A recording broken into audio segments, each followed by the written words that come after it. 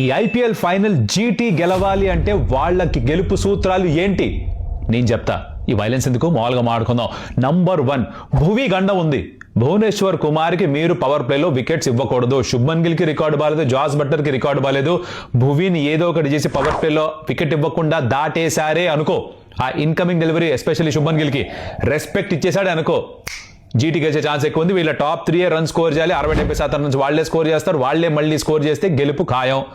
రెండోది, కగిసో రవాడాని నువ్వు రన్ ఇచ్చినా పర్లేదు, నువ్వు వెళ్ళి నాకు విరాట్ కోహ్లీ వికెట్ తీసుకొచ్చేయి, అట్టుకొచ్చేయి అని గనక ఉసిగొలిపి పంపిస్తే శుభ్మన్ గిల్, అదే గనక జరిగితే గెలిచే ఛాన్సులు పెరుగుతాయి. అఫ్ కోర్స్ మొహమ్మద్ సిరాజ్ అలాగా ఉన్నాడు, తను కూడా నేనేం తక్కువ కాదని చెప్పి వికెట్లు తీసే ప్రయత్నం చేస్తాడు, పవర్ ప్లేలో డామినేట్ చేస్తాడు. కాబట్టి దాన్ని దేవదత్ పడికల్ని కనుక టార్గెట్ చేసి అవుట్ చేశాడే అనుకుందాం, ఖేల్కదం తుకనంబాద్. రషీద్ ఖాన్ ఏదో ఒక మాయ చేసి రజత్ పటిదార్ని కనుక అవుట్ చేయగలిగితే జీటీ రెండో స్టార్ టీ షర్ట్ పైన వేసేస్తారు.